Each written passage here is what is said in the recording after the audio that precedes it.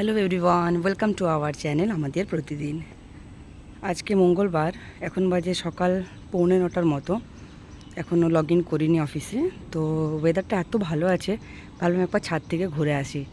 আমাদের ছাদ থেকে এলে, মানে ছাদের থেকে এই জায়গাটা এত ভালো দেখা যায়। এটা হচ্ছে দলমা পাহাড়, এত সুন্দর দেখা যায়।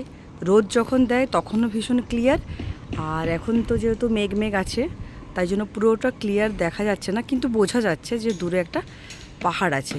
শুধু কিন্তু এটা নয়, জামশেদপুরে যদি জামশেদপুর থেকে রাঁচি যাওয়া হয়, ওই রাস্তাতেও দু সাইডেই ছোট ছোট প্রচুর পাহাড় আপনারা দেখতে পাবেন। এটা তো বেশ বড়, অনেকটা জুড়ে। আর এখানে একটা মন্দিরও আছে ওপরে, যদিও আমি যাইনি, যাওয়ার ইচ্ছে আছে একবার।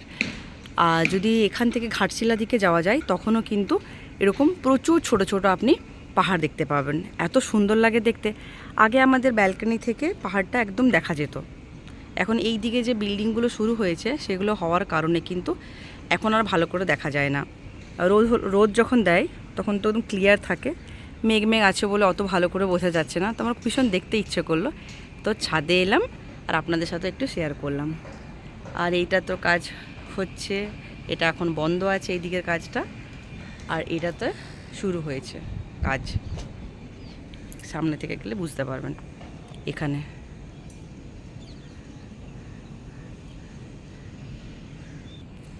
ছাদের অবস্থা ভীষণই খারাপ, চারিদিকে ফেটে ফেটে আছে এরকমভাবে। কাজ হচ্ছে কিন্তু সে একই।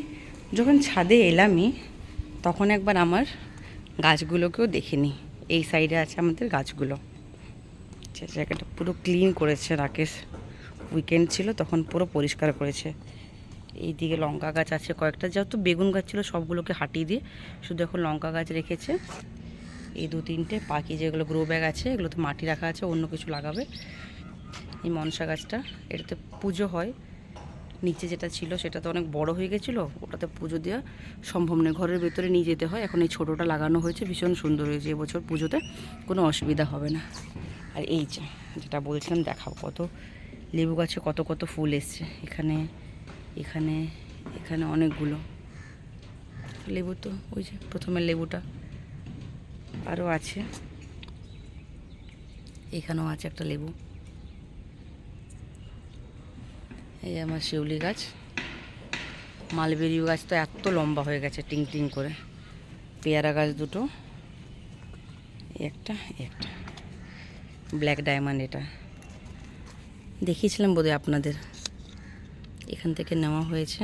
এটা হচ্ছে SRK3। এটাকেও দেখেনি কী ছিল, এটার নাম ভুলে গেছি, থাই 7 গোয়াভা। যে মালবেরি গাছটা কতটা উপরে উঠেছে, এটাকে কাটিং করতে হবে। তো এই ছাদের অবস্থা, এটা তো পুরো কমপ্লিট, মানে এমনি কাজ কমপ্লিট, ভেতরেগুলো হয়নি। বৃষ্টি হচ্ছে না, ওয়েদারটা বেশ ভালো আছে।